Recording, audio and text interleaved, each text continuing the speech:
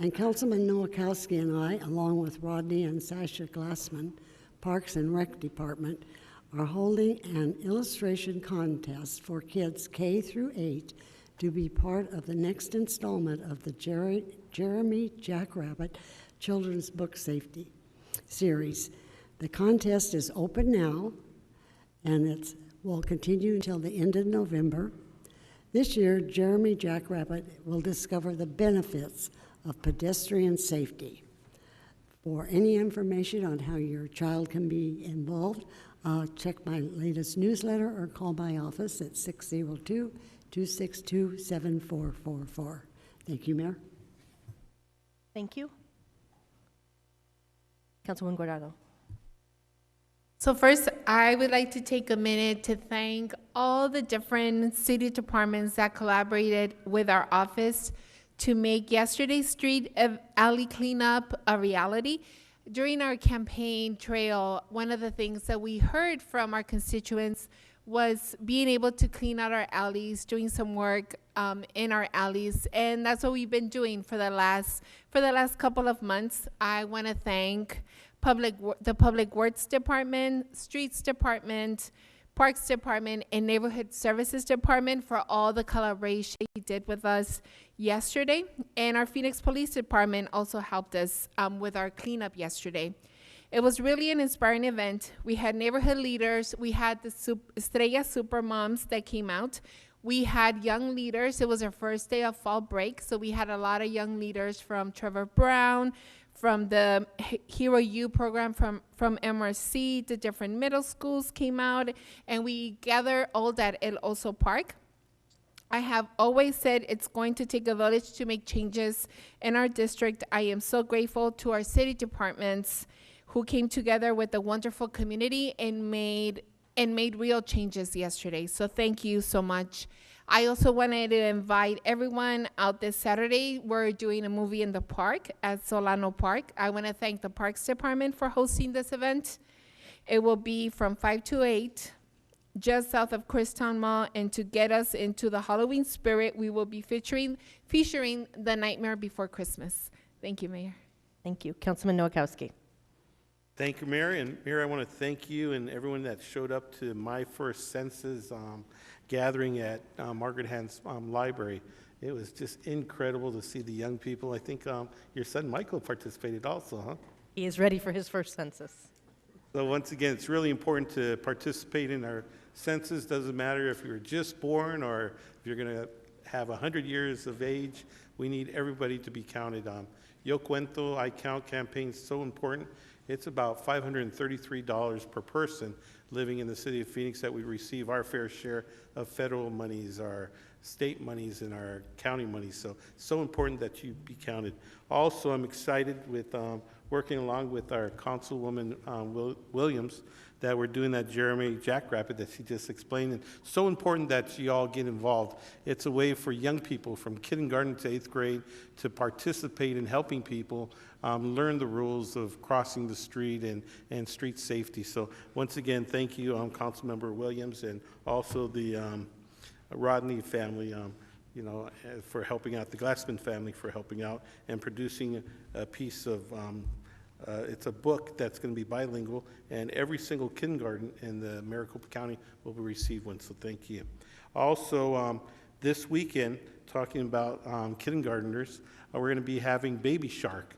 If you happen to have a young one at home, or if you've listened to Baby Shark, actually Baby Shark's going to be here in South Phoenix at South Mountain High School. So we're inviting everyone to come out. It's going to be a great event. But before the event, there's going to be a family resource fair where you can learn about all the different resources that's available to individuals living in South Phoenix and throughout the city of Phoenix. So come on out. There's going to be 2 mini shows. One's at 9 o'clock in the morning. The other one's at 1 o'clock. And in between the shows, you're going to have that community fair where you can learn all kinds of things and pick up your ticket to see Baby Shark. Also, just want to remind people about the GAIN events. We have all kinds of GAIN events happening next weekend, and we want people to participate. So you can go to our website to get more details, but I just really want to thank all the people out at Sierra Vista, Red Hawk, Roger Rance, Arlington Estates for putting on such great GAIN events every year, and I know that this year is going to be great also. And if you happen to be in downtown Phoenix on Saturday, October 26th, it's a Noche en Blanco. So everybody dresses up in white. If you've never been to this event, it's incredible. It's right there at Margaret Hans Park, and everyone is in white, and it's just incredible to see how beautiful and what a great event. So if tickets are still available, you can look that up on our website also, and there's actually, you can look up at the Margaret Hans Park Consultancy .org, Noche en Blanco. What date, Michael? That's going to be Saturday, October 26th. It's a great event. And it is my honor, it was brought to our attention, District 7, from a police officer, JC, that brought it to our attention that there's an individual that lives in District 7 and actually has a business in District 7. His name is Michael Strong. That's a veteran. I know that it's not Veterans Day this month. It's a month from now, but it's never too late to celebrate our veterans. Michael Strong has served in our military. He was born back in 1919, so he's going to be celebrating 100 years this December, and he enlisted in the military at 23 years of age. He served in World War II and all the six major battles. And, you know, it's an honor to have him have a business. If you ever walk downtown Phoenix and you see Michael's jewelry, that's not my jewelry store. It's actually Michael Strong's that's been there for 65 years. And it's a business that has survived. And thank you so much, Michael, for everything you do for our community, not just serving and protecting our country, but also serving our community with a small business and providing great jewelry. Also, he's here with his wife of 46 years, Judith. Thank you for all your support, because you know there's a great woman behind every great man, so thank you for that. And with that, I'd like to give you a Friends of Phoenix, because you truly, truly aren't just a friend of Phoenix, but you're really a friend of our country for fighting and making sure that we have the rights. And I have a right to stand up here as a city council member and to create great policies and ordinances. So with that, Michael, if you'd like to come right over here, and I'll just hand this to you. Let's give a round of applause. Michael Strong.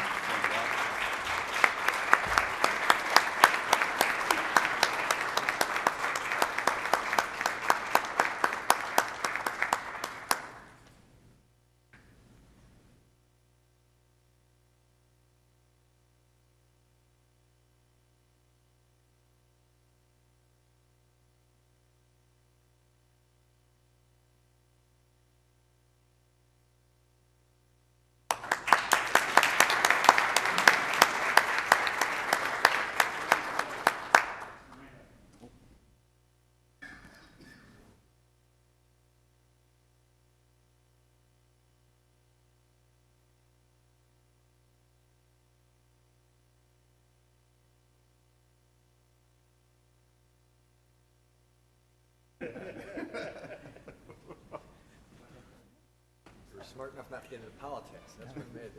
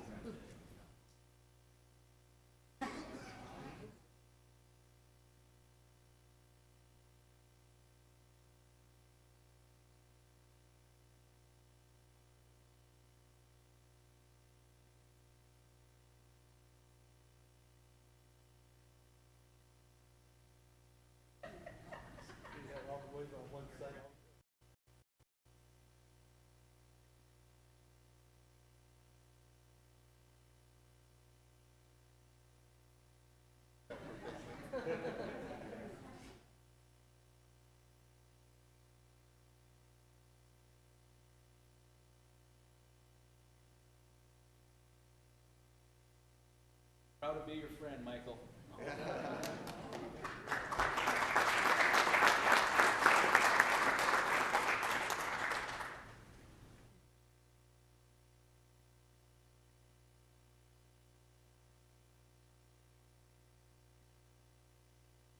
Councilwoman Pastor.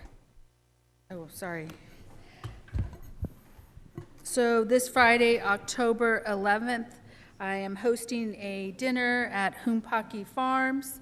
I would like to thank the Phoenix Suns for sponsoring.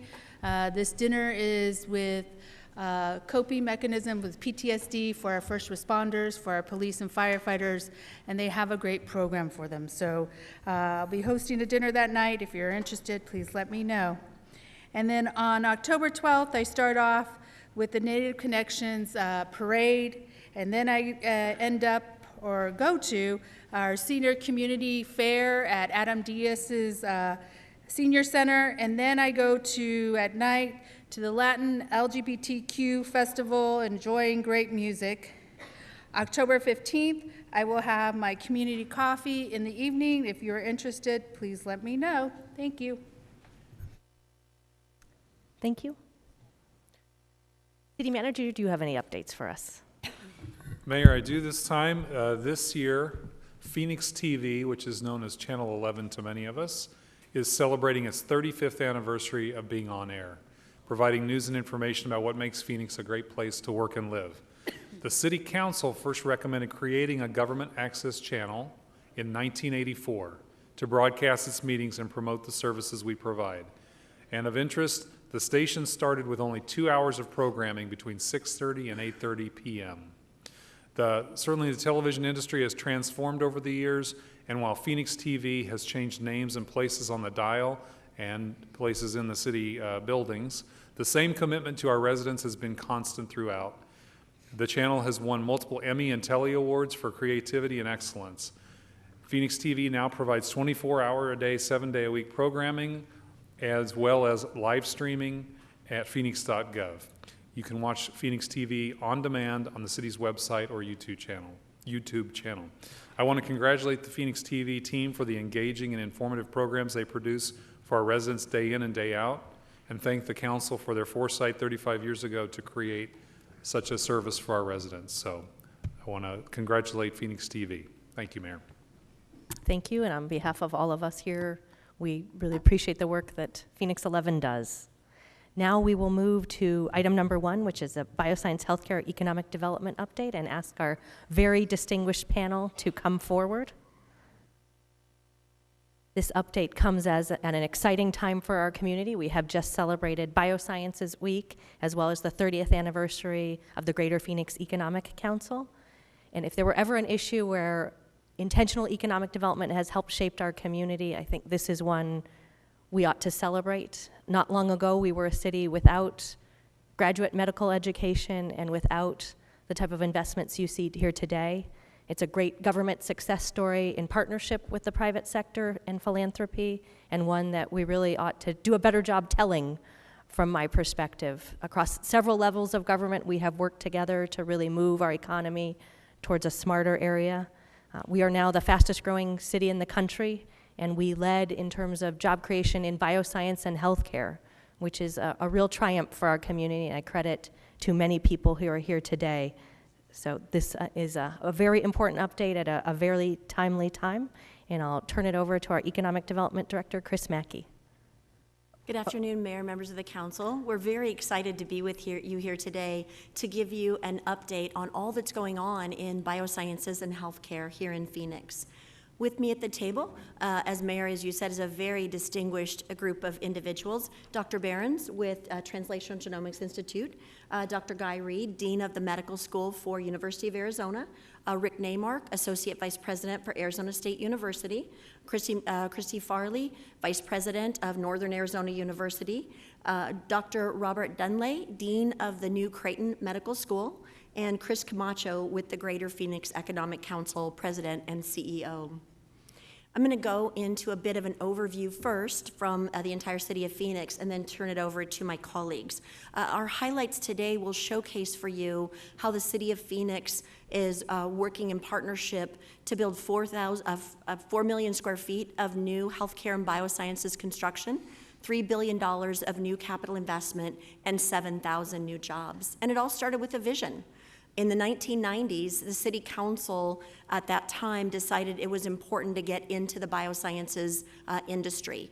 They made a $58 million investment in a building for the Translational Genomics Institute and invested about $40 million in acquiring land here in downtown Phoenix that's now home to the Phoenix Biomedical campus. And that 30 acres is really dedicated to research, to education, and to biosciences innovators. You know, just a quick story, Dr. Jeffrey Trent in the early 2000s had just decoded the genome. He is the founder of TGen and with NIH and was part of the team that did that discovery. And that's what's brought personalized medicine to the level that it's at today, cancer research and things that are curing diseases that we've not ever seen before in history, but more closely personal to a lot of our citizens. It's what makes 23andMe possible and Ancestry.com, and we know where we come from. In 2002, as I said, the City of Phoenix City Council at that time did invest $58 million to build the first lab building on the downtown Biomedical campus. And in 2017, this council approved the sale of that building to City of Hope TGen, furthering the mission of Phoenix's investments. In 2002, the City of Phoenix did purchase historic buildings on the Phoenix Biomedical campus. And in 2004, the University of Arizona received authorization to launch a medical school on the Phoenix Biomedical campus. In 2006, the City of Phoenix voters approved a bond, and part of which was $184 million to build the downtown Arizona State University campus. And in 2018, this council approved $8.8 million for infrastructure growth on the Health Solutions, Health Futures campus near Mayo in partnership with Mayo and Arizona State University. In 2012, the PBC became home to Northern Arizona University with their allied health programs. Their programs continue to grow here in downtown.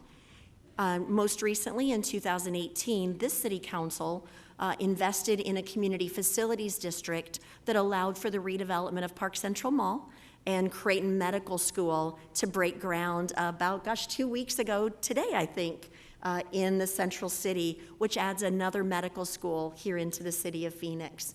Why is Phoenix so intently focused on biosciences and healthcare? As this council has given us guidance, it's really about diversifying the economy. It's about creating a resilient, robust economy that is more recession-proof than it's been in the past. It's about workforce and job creation, and it's about driving jobs that are sustainable and support our families and provide them a great quality of life and a great career path. But what we've seen here in downtown in particularly is the revitalization of downtown Phoenix. It's been part of the anchor that's helped us revitalize Midtown and downtown Phoenix, and we are creating places to improve healthcare outcomes. Our strategic initiatives are really well aligned with our university and healthcare partners in research, in precision medicine, driving in education, but also providing new development opportunities. As an economic developer, that's part of our job, is to give them new buildings in which to locate and operate. And most recently, our city council has taken a strong strategic initiative in our biosciences healthcare strategy on a new marketing and branding campaign for Phoenix related to biosciences. In our healthcare delivery systems, I would be incredibly remiss if we didn't note those prime hospitals that are strong partners of the city of Phoenix and of our citizens. Most communities would kill for one of them, and we're fortunate enough to have nearly 24 strong healthcare delivery systems here in the city of Phoenix. And those healthcare delivery systems are undergoing major expansions. Probably the one we've seen the most of is Mayo, of course, up along Loop 101 in Vice Mayor Waring's district. The $648 million capital investment, and they're nearly doubling the size of their campus. We see Honor Health under construction along I-17 with the new hospital building. We see Banner Health along McDowell, growing new healthcare research and towers for patient care. New buildings on the Phoenix Children's Hospital. VA Clinic has a new large facility under construction at 32nd Street in Van Buren. Valleywise Health, which you know better as Maricopa Integrated Health Systems, is building all over Phoenix itself and revitalizing a hospital in the Maryvale area today. Abrazo continues to grow and expand its existing facilities around Dignity Health, continues to reinvest at all of his campuses, but particularly here in the Central City. On the screen in front of you, you see some of the projects here on our biomedical campus today, none of which is least important than we have our Biosciences High School. So right on our Biosciences campus, we're training the next level of biosciences researchers, lab technicians, and others right here in downtown.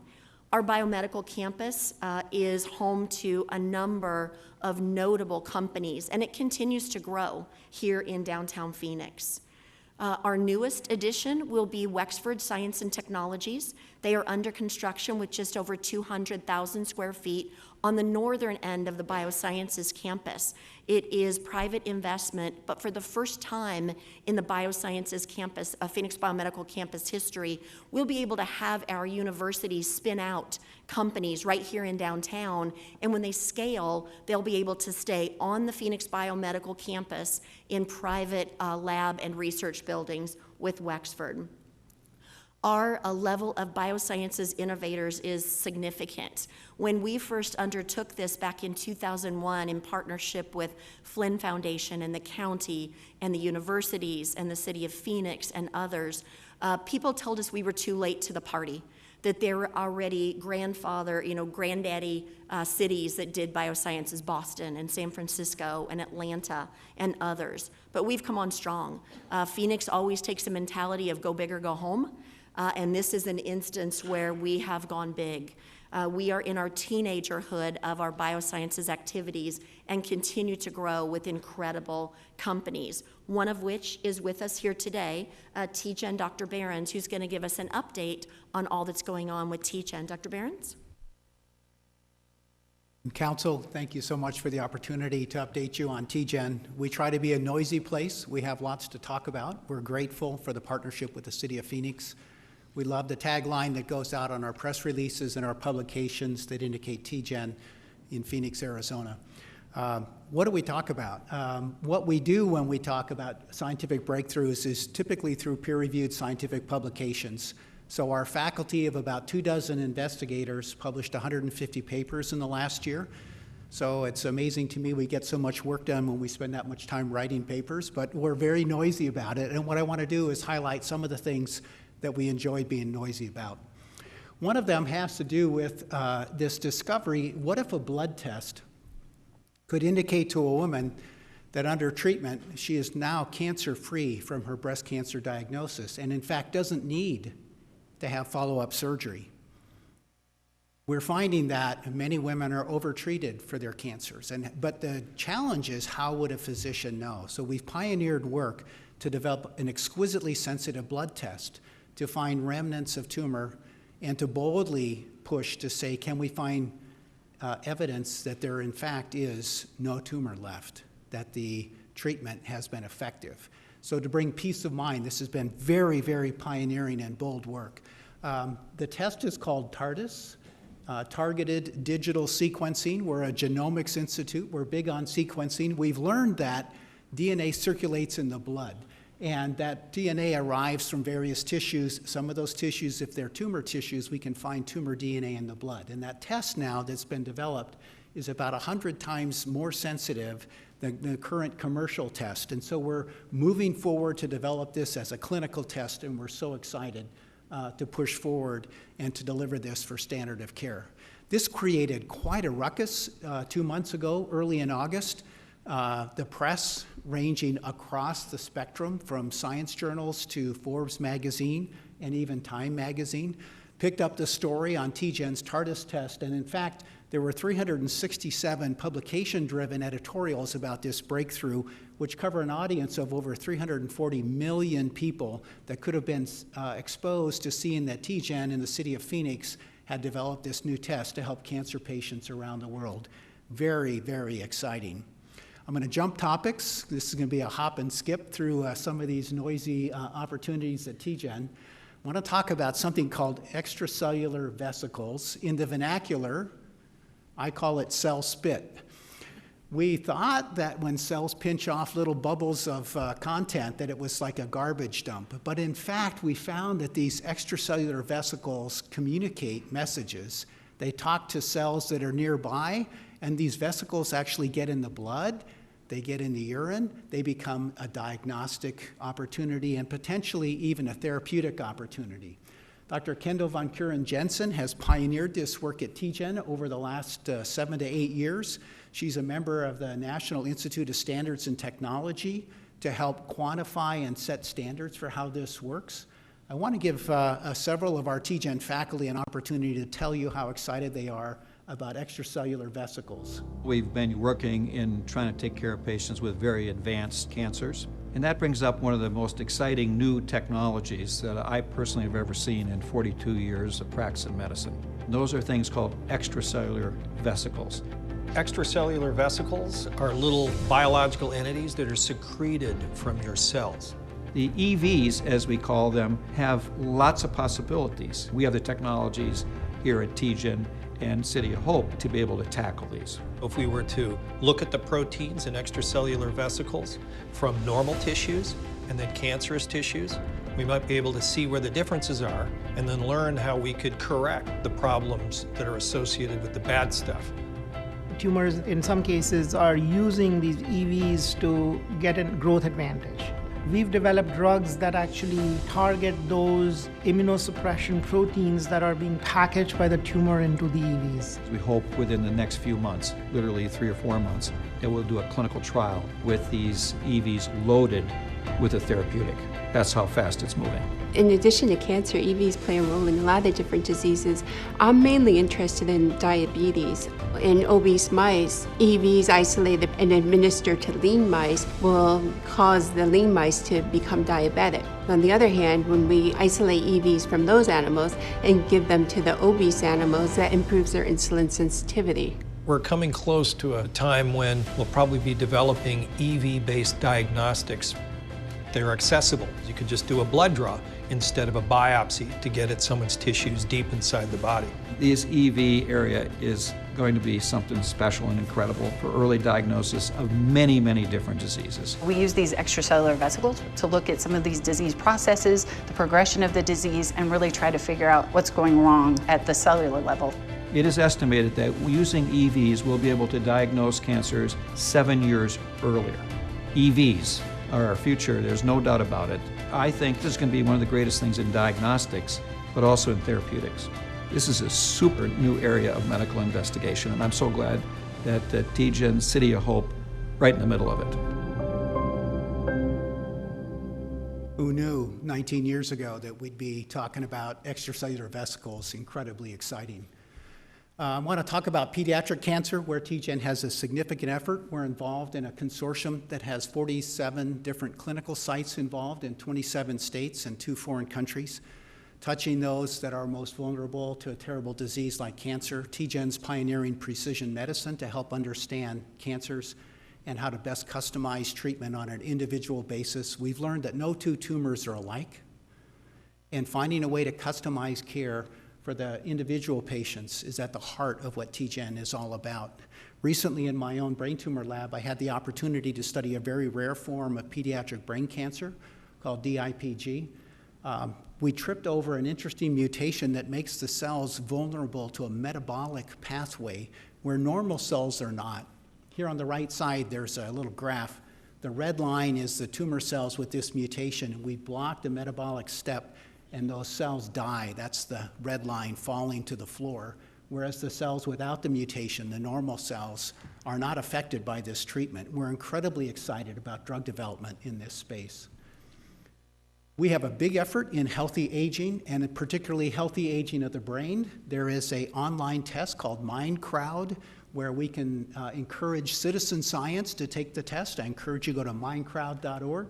Take the test, get some feedback, see how you perform, compare with your spouse, or maybe not. But it's an incredibly exciting opportunity.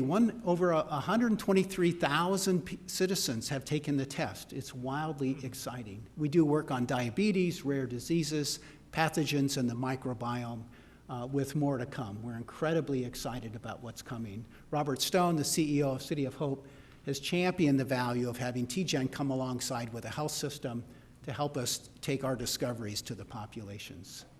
On the return on investment, we bring about $199 million of economic impact to the state of Arizona each year. We're busy with spinning out companies. We spin out a company almost every year, so I love the idea of another incubator building and a growth building downtown. Thank you for your attention.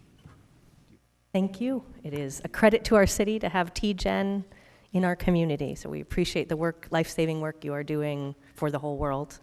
Next, we'll move to a portion of our presentation where we'll hear from our universities. We are excited to be joined by several distinguished guests. Fred Duvall of the Board of Regents, who leads the Research and Health Sciences Committee, is with us. Thank you, Regent Duvall, for joining us. He is also joined by Rick Myers, who has served our state on the Board of Regents and is now helping our Bioscience campus grow, so thank you for your service. And we are joined by Creighton trustee Sharon Harper as well. There's several other distinguished guests who are here with specific universities, so I will let each university introduce them and turn it to Dean Reed.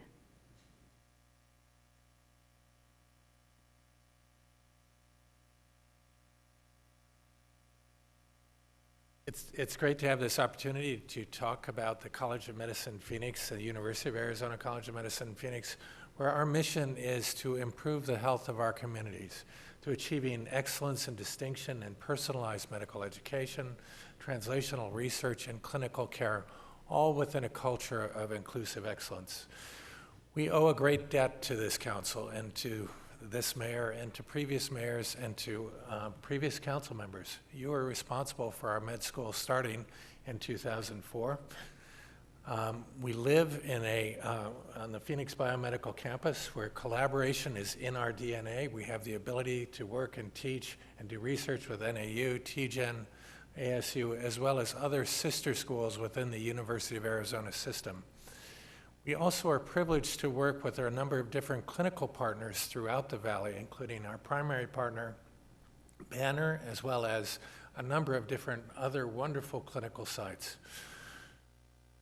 We were formed to address the national shortage of physicians, which is projected to be 100,000 in 10 years. This affects everyone in Arizona disproportionately because we face this shortage greater than others. Certainly affects primary care, and it's estimated that just in primary care alone, we'll have 2,000 few physicians in 10 years. We started in 2007 with 24 students. We've risen to 48, and now for the last 9 classes, we've had 80 students per year. We've graduated 500 students, and with the help of the Arizona legislature, Senator Carter, and others, we've been able to have the potential to expand our class to 120 students per year. By any measure, this college has been successful. We get applications from around the world. Our class of 2021, for example, has students from 28 different institutions, most of them within Arizona. 78% of our students are Arizona students. And they score in one or more dimensions of diversity in 60% of our entering class. 60% of them are women. The average age is 24 on entry.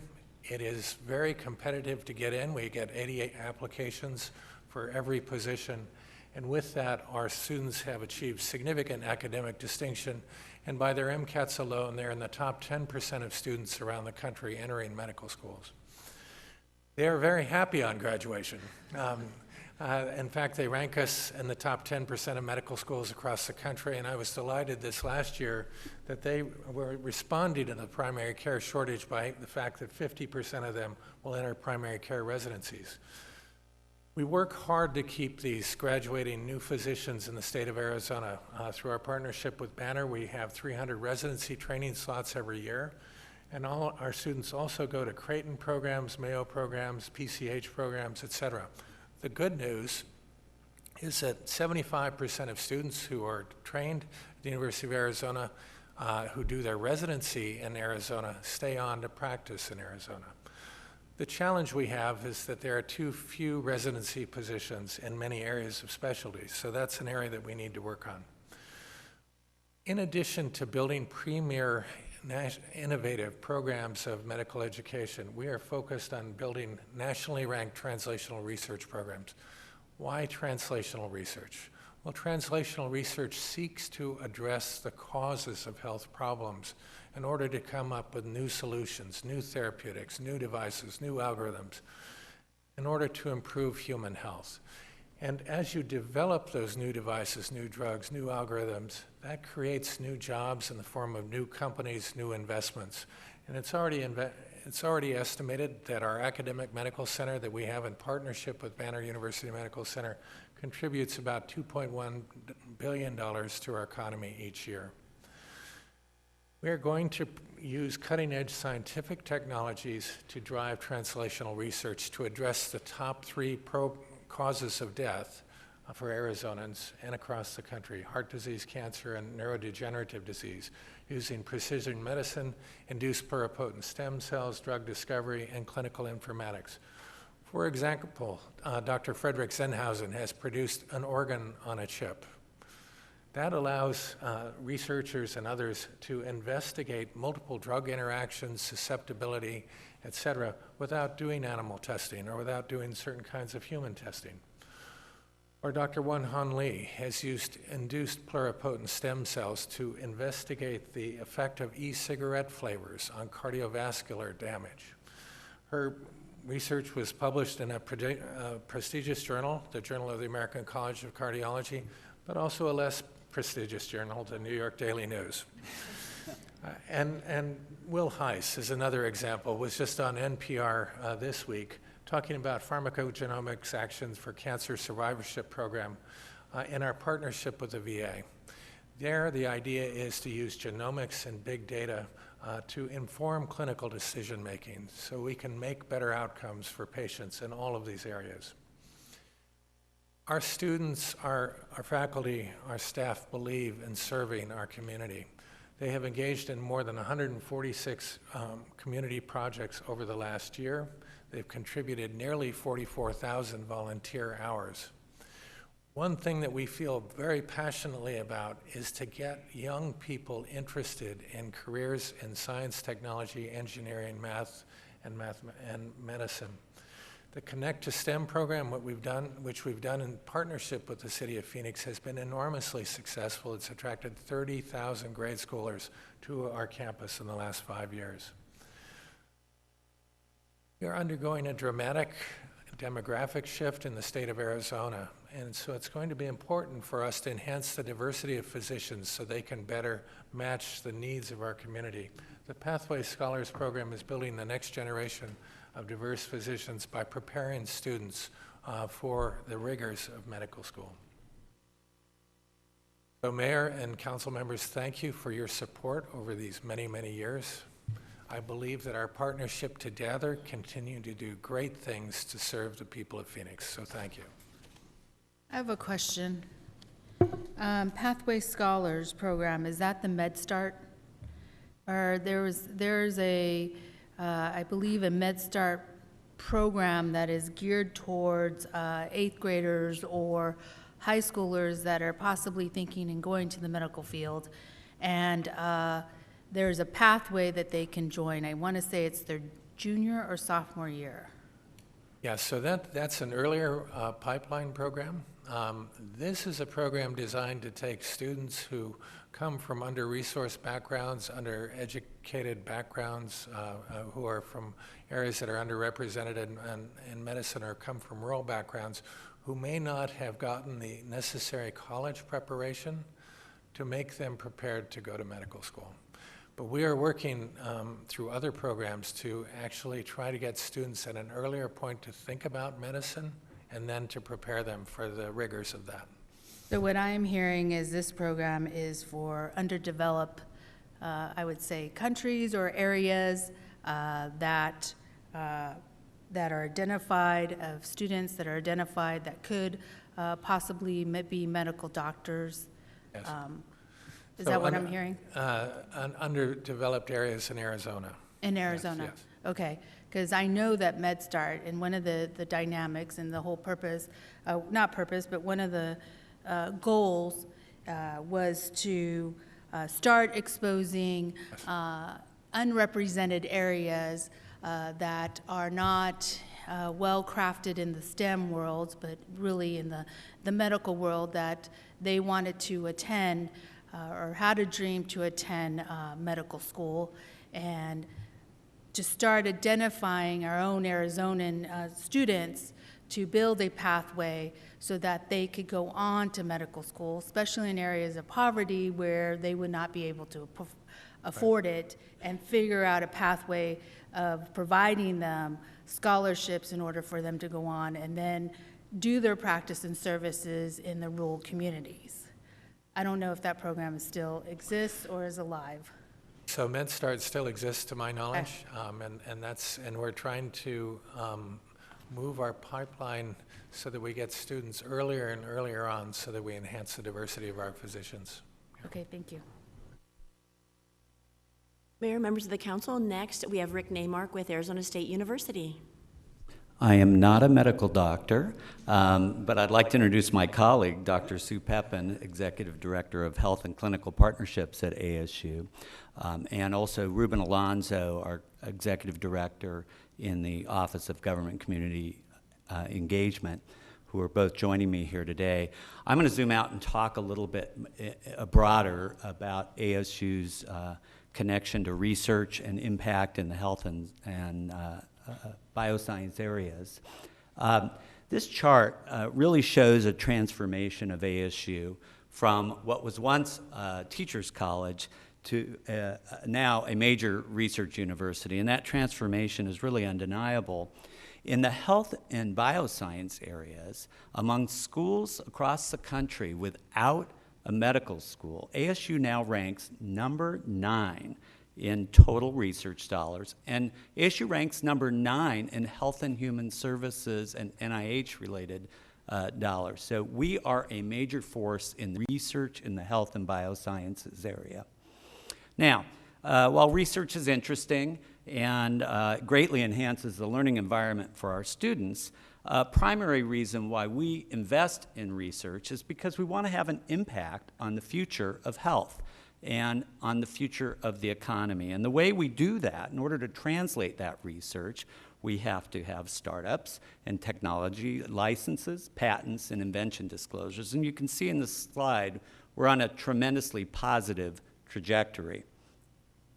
And what that means for Arizona and Arizonans is that the research that's happening at ASU has enormous impact on the economy itself. And that's true for the research happening at all our universities. So let me just give you one real-life example of this. Oncomix, which Chris showed their logo earlier, it's a company that resulted from research done at the ASU Biodesign Institute. Their work revolves around using oncolytic viruses, don't ask me to explain what those are, to kill cancer cells without harming healthy cells. And what that does is enable immune systems to keep killing cancer cells as well. They recently received $25 million in Series A financing, which is the largest first-round funding for an ASU spin-out. Those kinds of spin-outs are the economic impact that will drive research to have impact in our communities and also help to drive that bioscience economy. So ASU also works in the health and bioscience sphere with a lot of different clinical partners, and you can see them on this diagram. Just a couple examples of our joint work are the neurodegenerative disease research work we're doing with Banner, our Barrow ASU Initiative for Innovation in Neuroengineering, and our research alliance with Phoenix Children's Hospital on the prevention and treatment of pediatric diseases, among others. So we also have a big impact with regard to our students. We have, and you mentioned STEM, Councilwoman Pastor, we have 28,000 students across 4 campuses in STEM fields. 16,000 of those are in engineering and 8,000 are in direct sciences. And then downtown here in Phoenix, we have almost 10,000 students studying mostly in the downtown area in our 2 professional colleges focused on nursing and health innovation and our College of Health Solutions, things like nutrition. So we have a tremendous, important impact in training future professionals in health and biosciences. Now, the gravitational pull of being downtown means that we are directly invested in many ways. In the middle of this chart is the health buildings that we're operating in, and up in the sort of top right of this in the beige is the portion of the biomedical campus that you've asked us to help focus on developing private sector investment.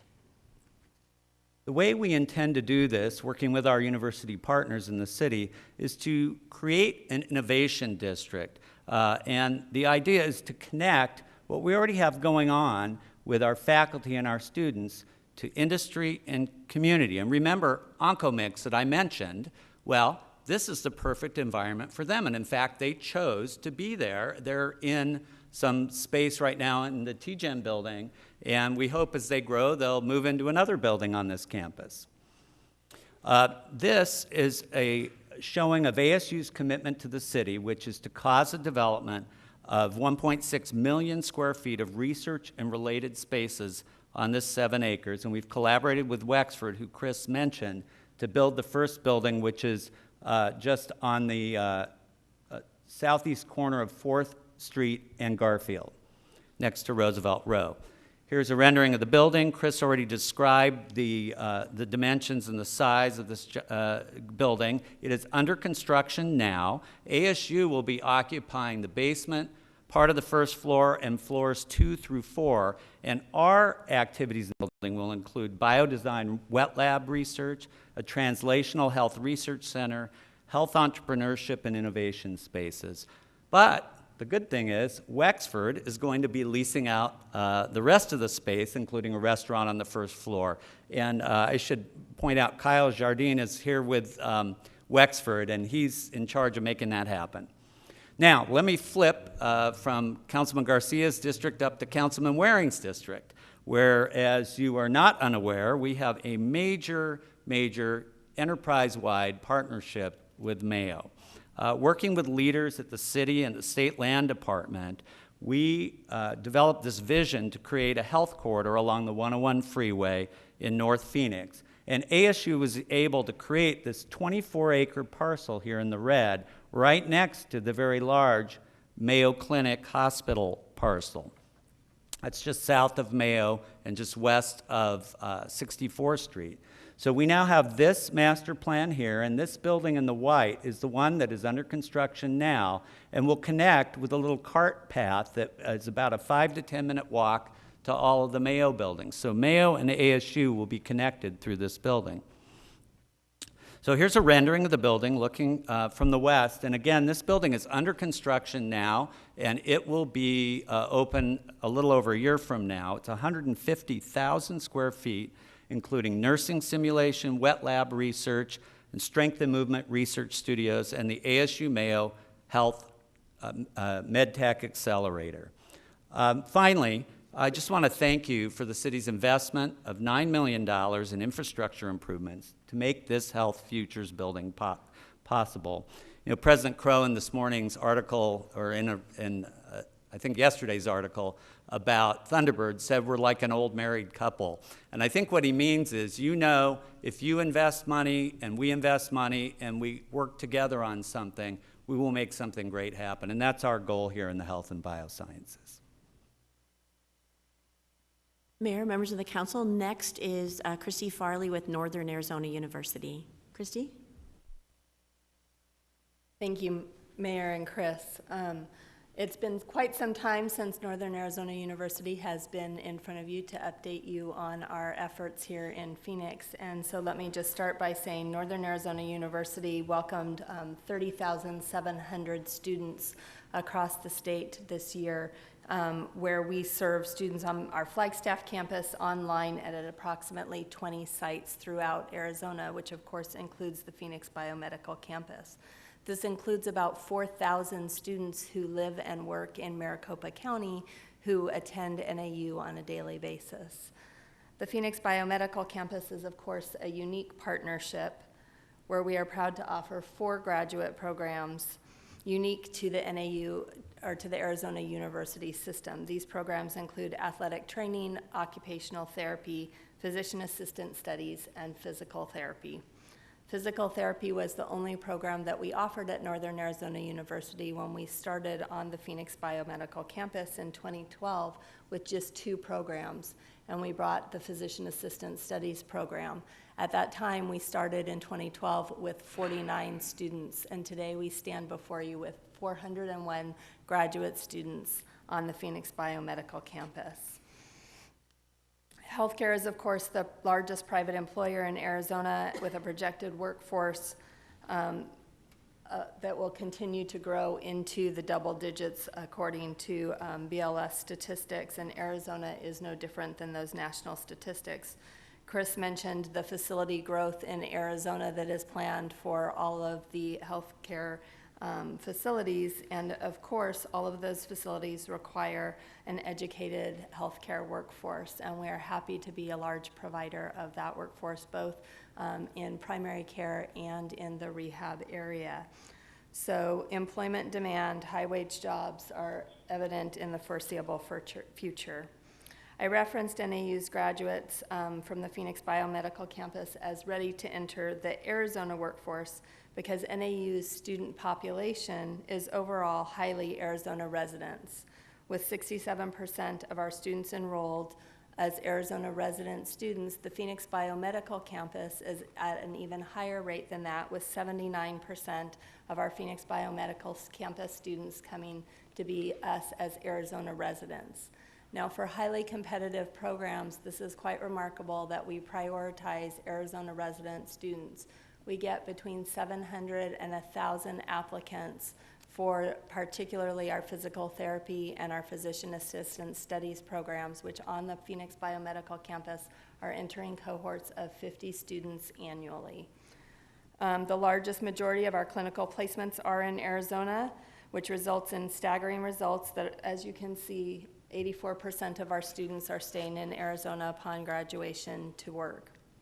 The opportunities which develop at the Phoenix Biomedical campus from having the partnership of the 3 universities, the state, the city, our nonprofit partners, our business partners, have resulted in clinical placements, research partnerships, and have provided the hub for interprofessional education, which has been the hallmark of this campus.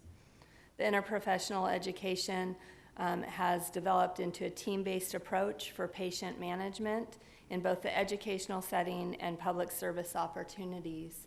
And Dr. Reed spoke briefly about the community engagement, which our faculty and staff participate in on a regular basis. And I'd just like to highlight a couple of these collaborative team efforts which have developed for the Community Health Mentor Program, funded through a grant of the Baptist Hospital and Health Systems Legacy Foundation, which provides an opportunity for students to learn through community mentors that have chronic disease or disabilities.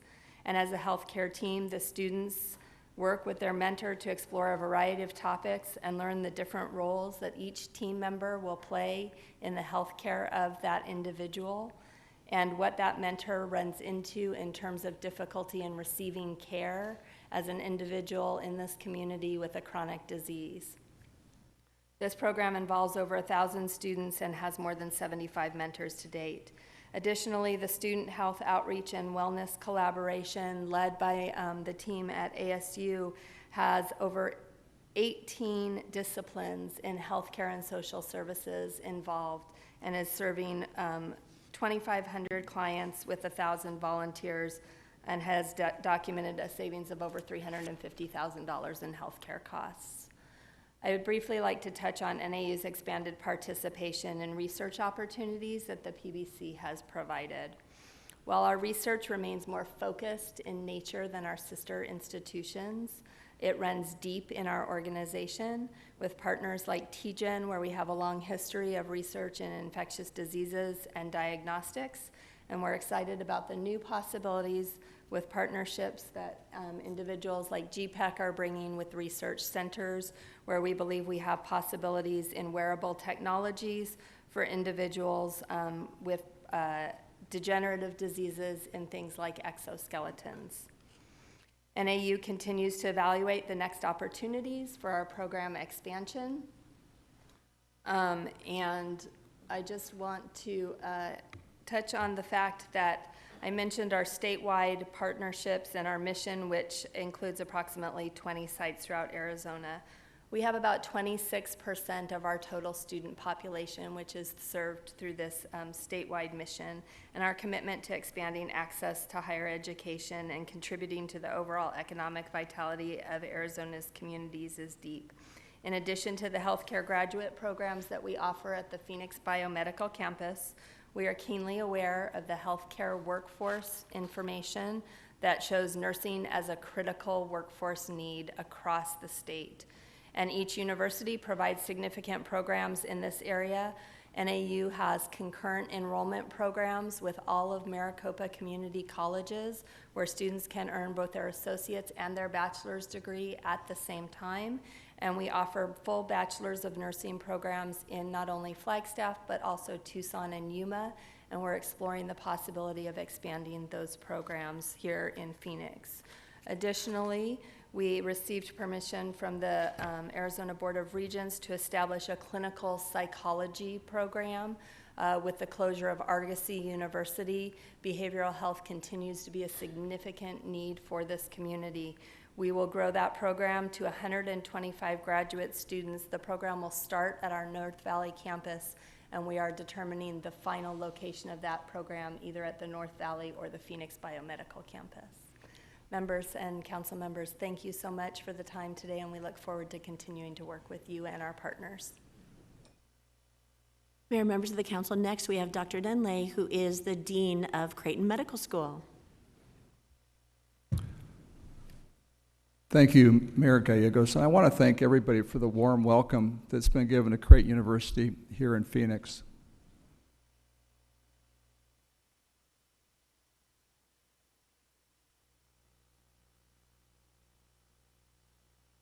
We're a small school located primarily in Omaha, Nebraska.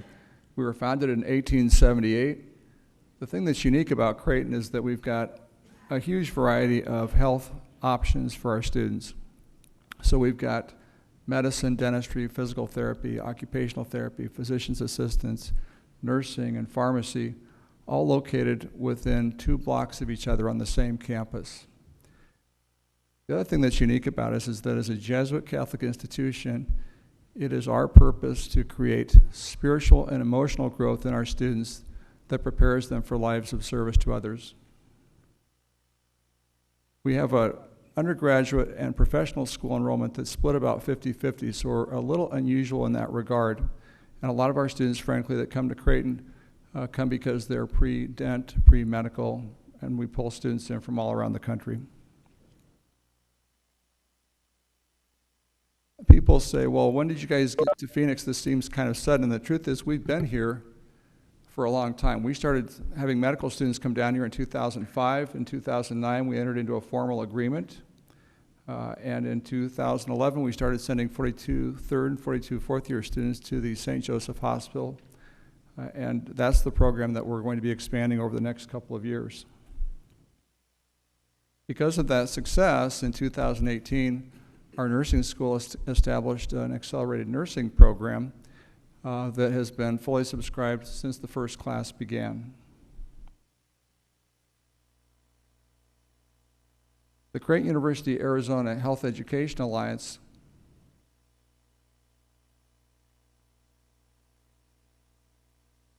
has 4 partners: Creighton University, and by the way, this is the furthest west Catholic medical school in the country by about 1,000 miles. Valley-Wise changed their name October 1st. And the great thing about Valley-Wise is that they've got a long history as a public teaching hospital and also a long history of involvement in health education. For Creighton, it's a great match because Valley-Wise is committed to providing care to those underserved and at the margins of society, and that is an exact fit with Creighton's mission. They also got external research funding, and of course that's part of the mission of any university. District Medical Group has a huge number of faculties, the largest not-for-profit multi-specialty physician group in Arizona. They've got a long track record of serving as faculty at the University of Arizona as well. And finally, Dignity Health, which is the largest teaching facility in the Dignity Health system. It's a nationally recognized center for research and education. The Barrow Neurological Institute is there. And they've got about 250 faculty in the Dignity Health Medical Group.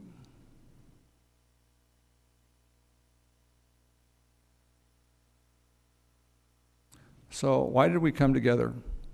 There's a need to address the health professions shortages in Arizona, and Dr. Reed's already reviewed this. Arizona is behind in virtually everything when it comes to healthcare, frankly. So the goal here is to strengthen physician training programs, provide more diversity, develop some subspecialty fellowships, and we'll go over this in the next page.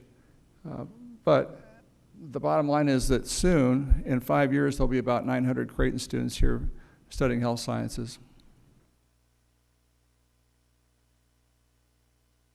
Now, this graph, you can see Arizona is not in a great place in this graph. We're below the median in Arizona for physicians. And it's hard to read this on the screen, but fifth from the top is Pennsylvania. And I want you to hold that thought as I go on to the next slide.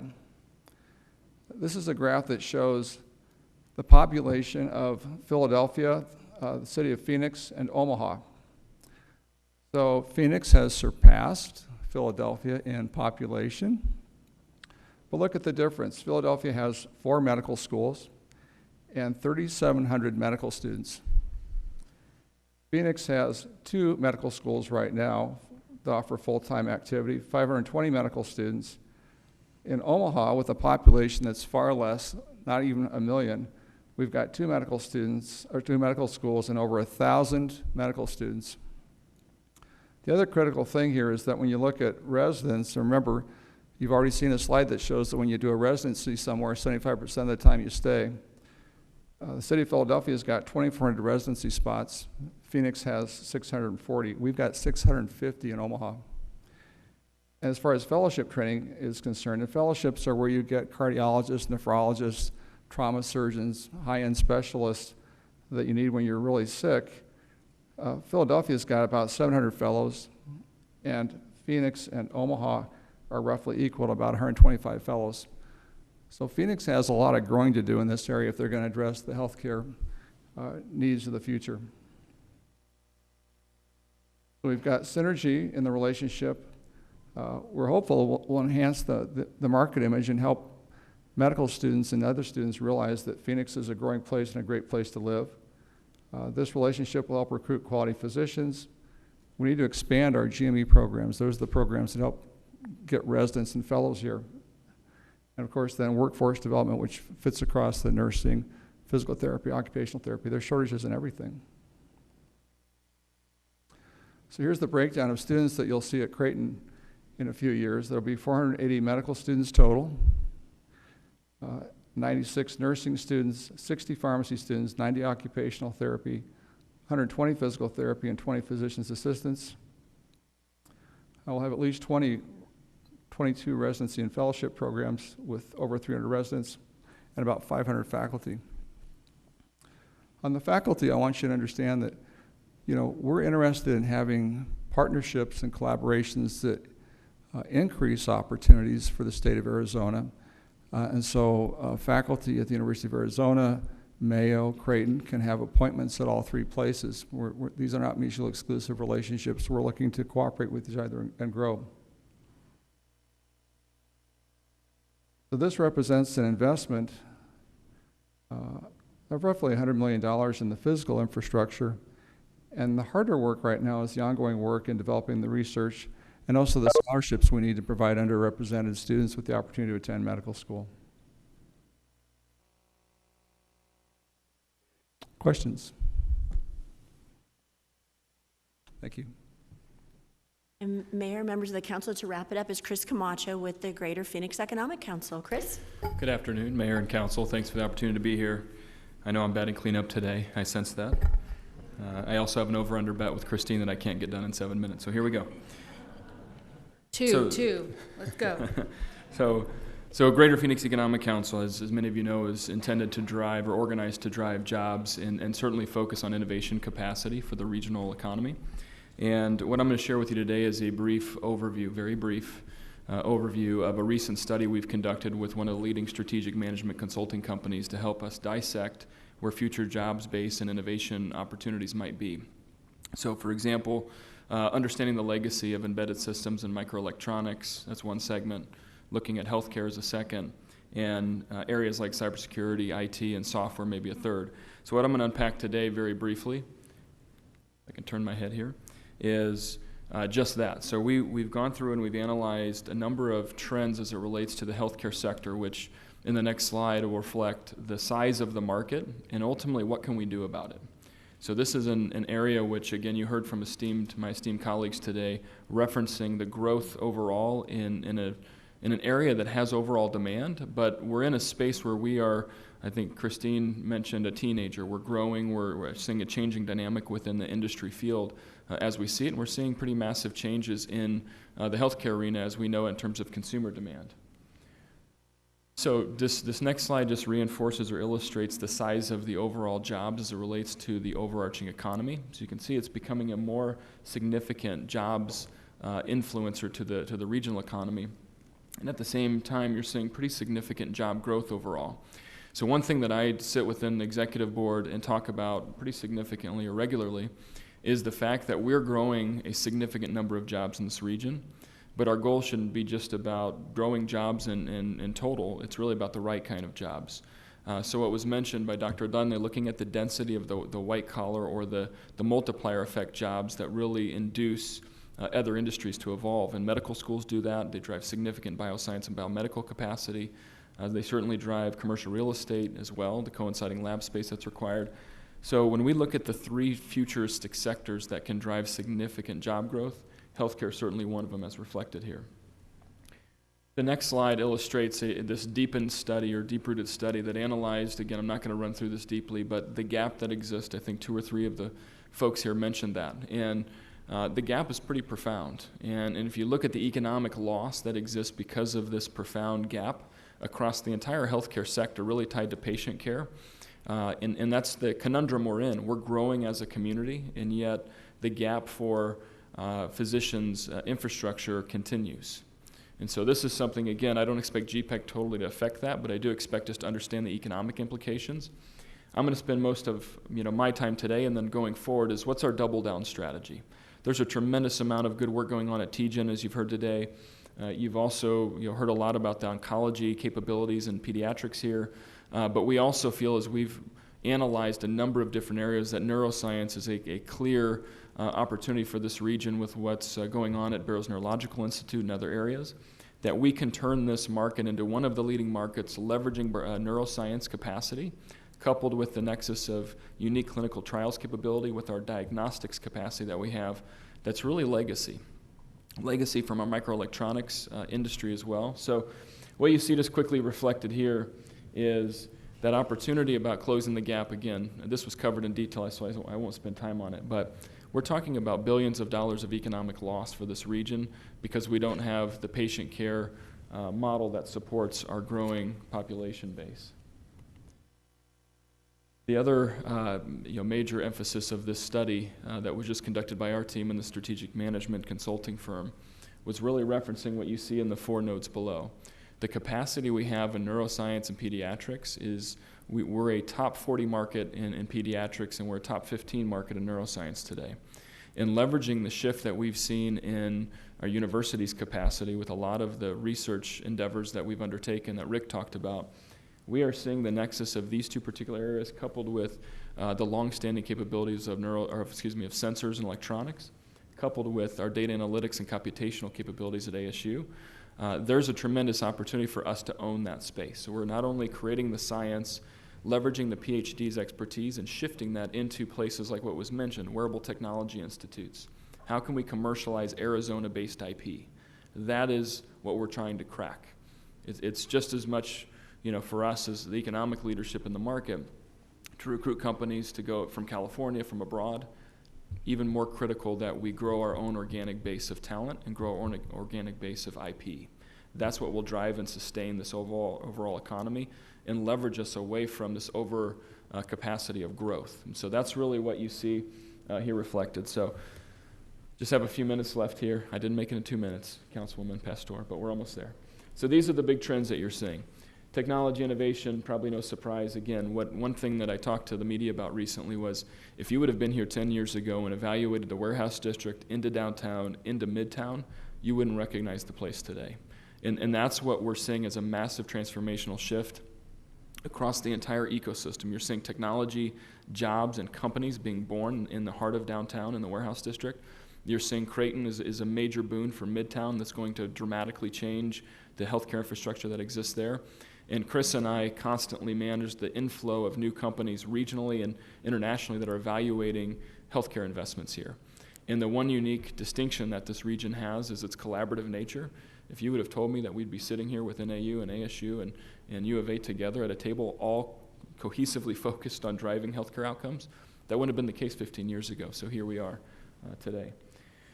So just to finish my last 2 slides here is you can see you have to leverage as an economic architect the existing legacy capacity that you have. Microelectronics and semiconductors along with aerospace and defense, which is heavy machining, heavy engineering capacity, into these new emerging technology areas. That's what GPEC is doing today and leveraging our partnership with the city. And to close, last 10 seconds, is what I'm excited about is the Wearable Technology Institute, for example, that was launched. The partnership with City of Phoenix around the I-6 Challenge grant through the Economic Development Administration allowed a unique workforce development and innovation model through CEI, and that partnership led to the advent of the Wearable Technology Institute, of which you have 6 companies, brand new, launched, and working to grow and scale there. So again, just an example, and I did run over Chris, so you win. But thanks for the opportunity for me to speak just briefly today, and we'd be happy, I'm sure, to answer any questions. Chris, can you give me one click instead of passing the remote down? So Mayor, members of the council, as we said at the beginning, this is actually over the next 24 months. 4 million square feet, $3 billion in capital investment, 7,000 jobs whose average salary is over $70,000. And as Jeff Barton likes to say, show me the money, $110 million in direct tax revenue to the city of Phoenix over the next 10 years. And with that, we'd love to take any questions you might have. Thank you. Councilman DeCiccio. Oh, thank you, Mayor. And Chris, as always, I don't know how you do this without a single note card in front of you. I'm impressed. Again, the things that you do over there are just astounding. For all of you that are here, thank you very much. I want to give a special thanks to the mayor. We deal with one issue at a time. I see Sharon Harper over there. Congratulations on your new project. But we deal with one project at a time whenever we deal with, each of you. And to have you bring in everybody together, it gives us a really good way of being able to visualize the whole project and look at everything together. It's just not one project on its own. You're all there together. And it really gave us, it's an eye-opening experience up here just to listen and to find out what it is you're working on. The individualized care that I believe Dr. Behrens was talking about at TGen, totally impressive because that is the way of the future. We talk about economic development, and it's great to be able to talk about $110 million over the next 10 years, but it's also quality of life. I'm getting older, and people like myself want to make sure we do have that, but the individualized care is really something that I've always been fascinated with, and the fact that we're growing in that area and that we've got our own place of business here that's doing that, I think is fascinating on its own. Dr. Reed, my niece, graduated from your college, and she's a hospitalist, and she's been around, and thank you for doing that. Did she stay in Arizona?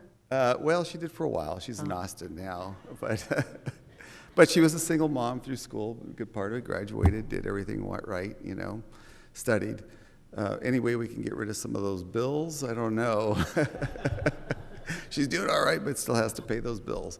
But no, I just really want to, I'm just very impressed by what you were able to put together here, Mayor. Again, it's just, you don't get a chance to see this, but we've been seeing some really positive movements as a whole as a council here because of what we've been watching. We haven't seen a presentation like this in, I can't even tell you, 10, 15 years. Rick, you've been around for a while, but we've never, I don't think we've sat around in the last 10 years, seen anything where it's giving us a perspective of everything happening in our community.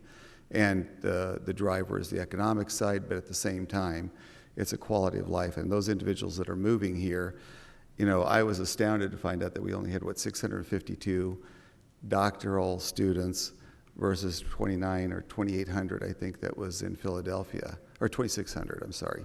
It's astounding to show the difference there. And the rate of growth, we're growing at a rate of 200 individuals a day in this market, and being able to keep up with it. I didn't realize we were that short on physicians, so that's eye-opening on its own. But thank all of you for what you do here in the city. Thank you, Mayor. Thank you. Yeah, it really is impressive what's happening together. And the city has been a part of so many great things, especially creating some of the physical space for this to happen with strong support from our residents and taxpayers. It's, I think, an honor for all of us to be here as we really build the future economy of Arizona. That's one of the great things about the city of Phoenix. We really are building the economy that we want to have intentionally, and it is worth celebrating and telling the story. Any additional council member comments? We have one card from a member of the public on this item. Patrick Farrell, if you are here, could you come to the podium? You have 2 minutes. Hello, everyone. My name is Patrick Farrell, and I just moved here from Florida. I've listened to all of you, and I could address and help every single one of you. You said something about the metabolic pathway. If you get a person to eat differently, especially if you were to grow wheatgrass in large quantities here and give it to people, it would knock out cancer. Cancer cannot grow with wheatgrass in their blood because it's an alkaline and it's perfect homeostasis product that goes into the body. You said the man next to you said something about causes. Recently, hemp has become legal again. It was shut down in the 30s because it was such a prolific plant. The CBD in it creates homeostasis in the body, in all the cells, the brain cells, the blood, everything. It puts it back into a sense of order. You talked about, the woman over there talked about psychological health and all the increased costs you got coming. I could easily bring billions of dollars in here if you were to hire me as a consultant. And I truly know what I'm talking about. You people don't know me, but the day Obama took office, I filed a $100 billion lawsuit against the United States Congress for giving the banks too much money. And the Wall Street said, yes, you're right. Took back $100 billion from them and gave me a reward, gave me free health care for 10 years, and I won't go into it any more than that, but if you people want to make a lot of money and make this one of the healthiest places physically and financially, someone should hire me as a consultant. I seen that list when this first started, and I'd like to talk to every single one of you. I'd like to help every single one of you because I think differently than everybody else. I'm left-handed and I got an IQ of 150. You should use me. Please use me because I'll give you what you need. Thank you for your testimony. Okay. Thank you for our very distinguished panel, and we also want to thank everyone in the ecosystem. There's great work happening in our community college systems. We touched a little bit on our hospital and entrepreneurial community. This is really just one snapshot of the amazing things happening in the Valley, and thank you for the work you are doing to build a healthier Phoenix. Thank you.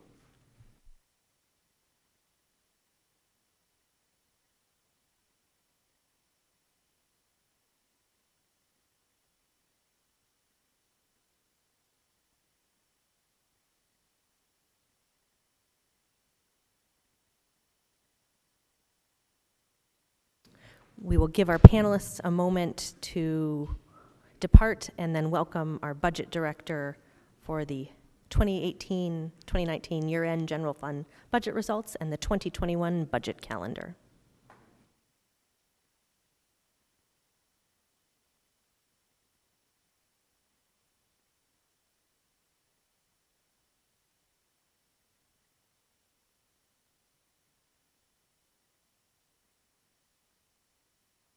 Mayor, members of the council, thank you. We're getting set up here. I'm joined by Budget Director Jeff Barton and his associate Aaron Mertz.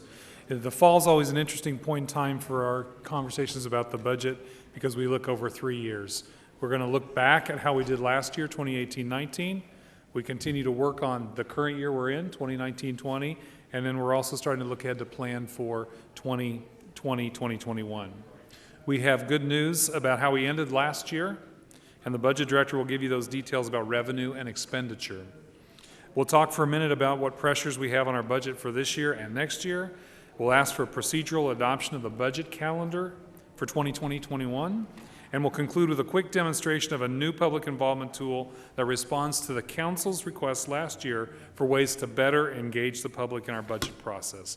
With that, I'll turn it over to Jeff Barton, our Budget and Research Director. Good afternoon, Mayor, members of the Council. I'll be very brief in this presentation. If you have questions, I'm more than happy to answer those, but I'll try and power through really quickly for you.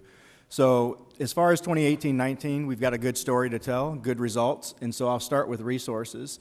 So if you look at the slide in front of you, we ended last fiscal year with resources, total resources, about $5.1 million more than expected. That's a variance of 0.4%, so that's extremely accurate on $1.3 billion in revenue in total resources. Those resources include everything from city sales tax to property tax, state shared revenues. They also include our recoveries and transfers. One thing I'd like to note as it pertains to transfers is that number of $5.1 million would have been $7 million higher. However, at year end, we actually had to make a $7 million transfer into our workers' comp fund.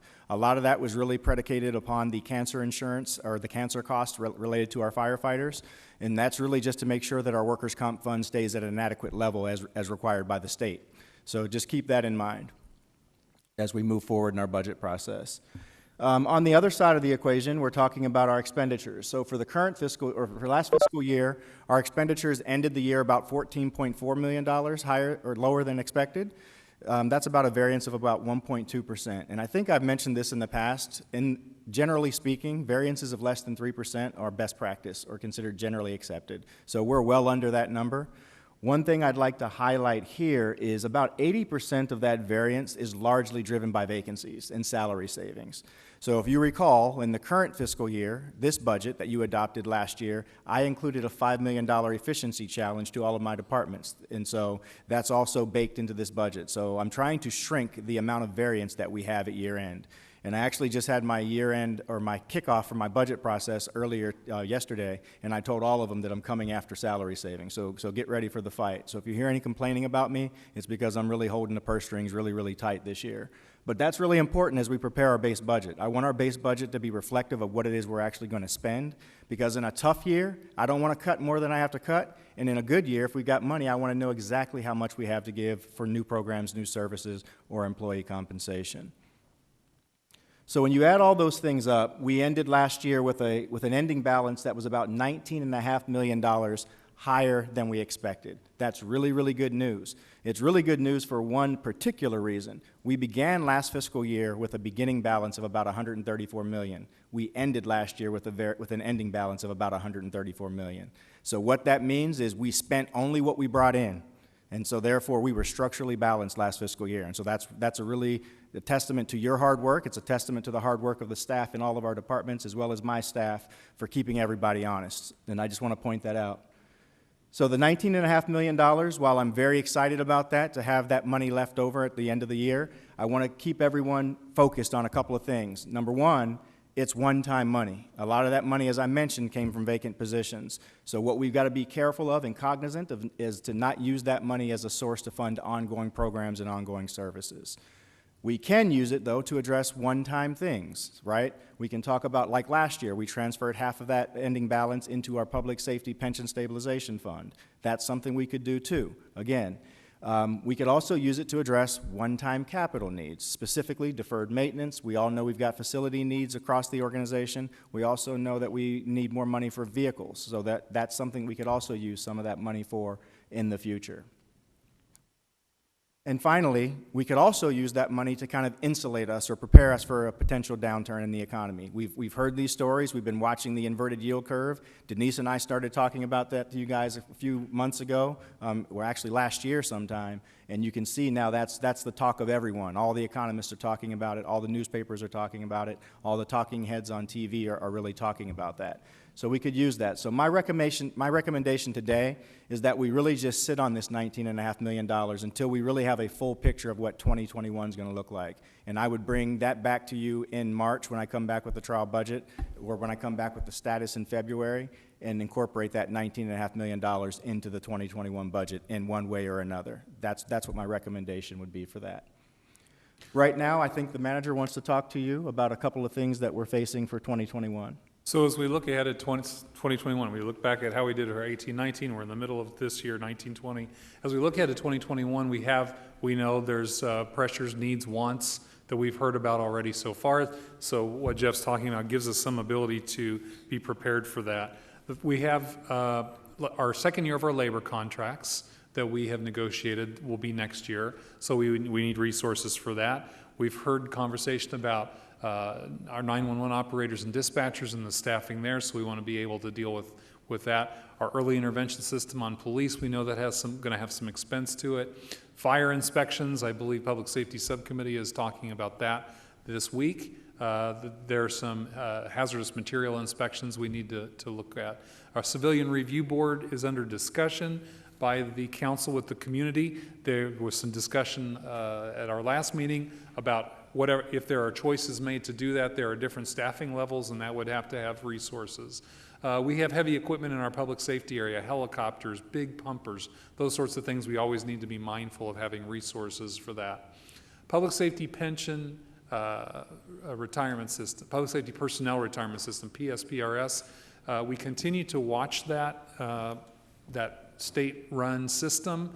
It is 40% funded, which means it has a big hole to climb out of, and the board is continuing to make adjustments to the investment rate of return. They're bringing that down from 7.4%. They are continuing to look at their actuarial tables there, which as people live longer, the actuarial tables adjust, and so we have to put more money in there. So PSPRS is one we really continue to watch closely. The whole issue of cancer prevention and screening is really important. A little bit of investment early prevents a lot of expense and personal cost for individuals later, so we want resources for that. And of course, always technology needs and cybersecurity and other things that we have. So these are the things that we know. This is similar to what we have every year. This is not unusual, but it's just an example of the kind of things that come up during the year. You know, the needs and wants of the community don't just start and stop at July 1. It's an ongoing dialogue that you all have as you're out, as you're talking to residents, and that we hear from staff together. So those are some of the things that we look forward as we look forward to 2020, 2021, that we know we have to be preparing for. And I didn't hit my last button there, but we've also talked about a minimum wage of $15 per hour. That comes with some expense. Again, we want to work at all those. Now to get to the procedural piece, which is every year the City Council adopts a budget calendar. This is important because it allows Jeff to program when he's got to get things to hit state law and city charter, and so I'll let Jeff explain that. So Mayor, members of the council, over the next couple of months, my staff will be very busy getting the budget prepared for the base year budget for fiscal year 2021. The first step in our budget calendar is February 11th. That's when we come back to you with that inventory of programs, that detailed zero-based budget report that we do for you. Following that, on March 3rd, I'll come back with our 5-year forecast and the official status for 2021. And then 2 weeks after that, we'll come back with the city manager's trial budget. And then in April, we publish our budget tabloid that we go out to the hearings with. Those hearings are scheduled to take place in April. And then we come back following those hearings on May 5th with the city manager's proposed budget. And then the first council budget action on the budget is March 19th, or May 19th, sorry about that. And then in June and July, we go through all of our legal adoption process that's required by both city statute and state charter, or city charter and state statute. Now, what I want to do is take a few moments, and Mr. Mertz is going to help me drive so I can talk to you while he navigates. We've listened to you, as Ed mentioned, over the last couple of years in terms of we want to engage our residents early, we want to know what's important to them, and I want an opportunity to actually educate them on what's in the general fund budget. We produce a lot of documents that sometimes go unread, and unless you're a nerd like us and in B&R, you're probably not sifting through a 500 or 600 page budget report. This document, or this tool that we've worked on, is going to be called Fund Phoenix. It's an interactive online tool that will allow residents from the comfort of their own home to go in and learn about the budget. It'll also allow them to adjust their programming and their services in the budget.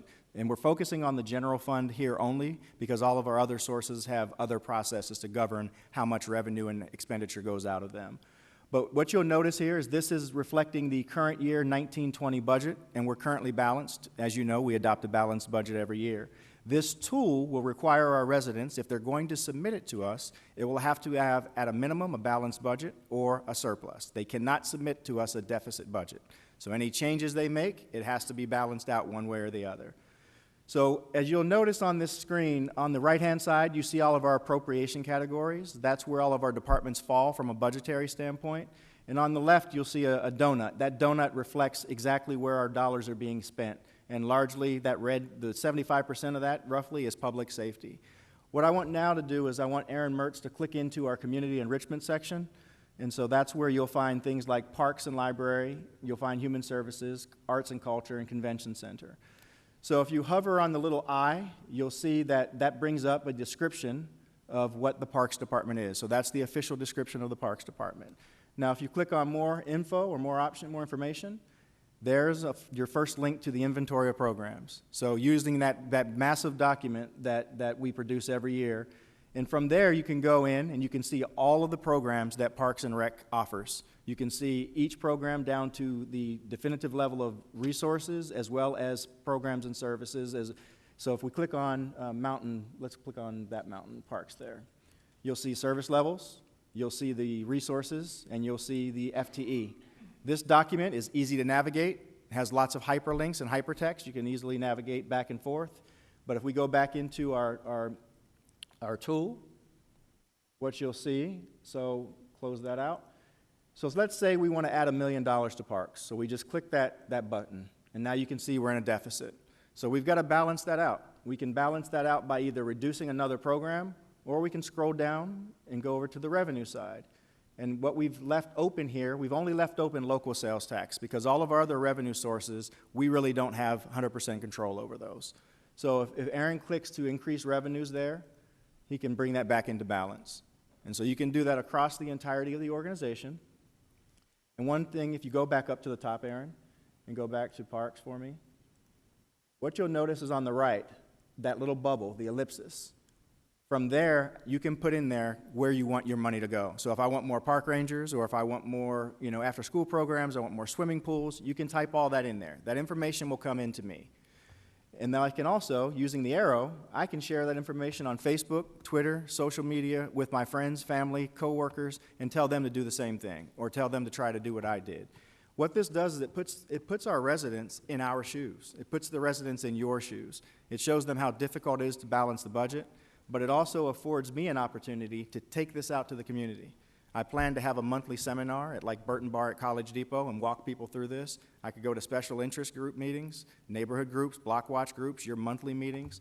I could even take this to schools to get young kids engaged in public participation at an early age. So once they do this and they're balanced or have a surplus, they can scroll down, they'd hit submit. And then I'm asking for information. I'm asking for name, their council district, their zip code, their age range, as well as their gender. Once they submit this to me, I'll get analytics. I get reports. I can say how many people from District 6 actually participated. What were the top areas for District 6? I can then break that down by zip code. I can break that down by age, gender, all of those different things. My plan is to give this to department heads on a monthly basis, so as we move forward the budget process, this should help drive their requests for new programs, new services. It should also be given to you in the monthly Gen Info packet. I'm going to summarize all this information so you know what your constituents are also asking for. So for me, this is really about engagement, it's about education, and it's about doing it earlier than the month of April. So I'm really excited about this tool. A lot of other cities have used it. Again, the first couple of years, the buy-in has been slow. You've got to really promote this thing, because what we want to do is actually get it out there, get people aware of it, market it, and so we're working with communications to actually come up with some very neat marketing strategies. My plan is to roll this out in November. So we'll have a public-facing web page with some other information, videos and things like that to show folks how to use it. And with that, we can go back to the regular presentation, where we only have one item of action, and that's asking you to adopt the budget calendar for the current fiscal year. But I'd be happy to answer any questions you may have about the tool or about the budget status. Thank you. We do not have any cards from the public on this item. Any council members? Councilwoman Williams. I love that program. I think it is really fantastic, and I can't wait for you to go out and explain to people how to use it. I think you're going to get more than you expected engaged in this process. It's important to me to know what the responses are. I always think I know, but I probably don't.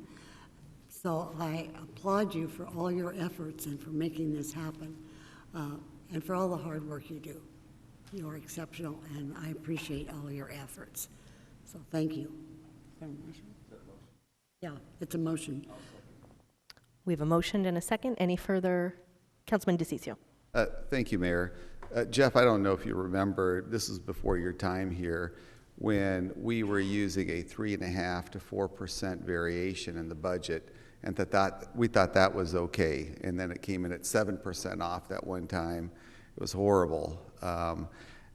It's amazing what you've done to bring it down to a 1.4% deviation. That's just unheard of. It just doesn't work like that. I mean, you're always going to be off by some percentage, right?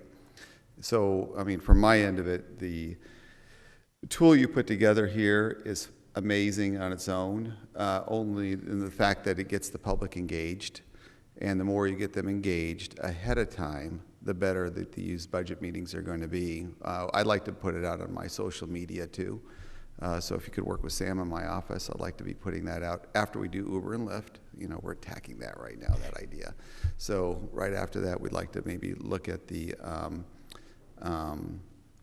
you know, getting this information out early and repeatedly, you know, maybe once every couple of weeks. And then Ed, on your end, I mean, he's amazing. I mean, the best thing you can do is unleash the man. I mean, literally, unleash him. I'd like to get some ideas that, I mean, I can just tell just by looking at you right now that you've come up with ideas or thoughts of things to do in the city. I mean, I'd like to get us to maybe get briefed on some of this. Maybe if you'd be willing to do that, Ed, have him come up with some ideas of what he sees in each department, or what we could do to be working on. This is beyond impressive. I mean, just your numbers alone. I mean, I've been not a fan of the way we structurally do it, but that just, you know, that's something you've inherited. And you're doing by far the best I've ever seen with what we've got. But at the same time, I'd like to see what other ideas you might have out there. I mean, it's just amazing what you're coming up with on a regular basis. It's not just once, it's multiple times. And hi, Aaron, I didn't mean to say nothing. Thank you for your end of it too. But yeah, thanks, Ed. Ed, you did a good job here. Thank you. Any further comments? I'll join Councilman DeCiccio, and this will be a great tool, and thank you for a strong budget, accurate, balanced. Mayor. Councilman Nowakowski. Mayor, I just want to thank the city staff, especially our city manager and our budget director, for all their hard work and saving all the monies that we have so we can invest it in other programs. But I think what's really important is that any tools that we create, we make sure that it's available in Spanish. We got to remember that we have a large Spanish-speaking population here in Phoenix, and that we need to make sure that we're inclusive of all those individuals. So, Jeff, if you could make sure that anything that you have on your website, that we have it in Spanish also. Thank you. Thank you, Councilman. All those in favor, please say aye. Aye. Any opposed? Aye. Aye. We've adopted the budget calendar. Thank you. With that, we are adjourned.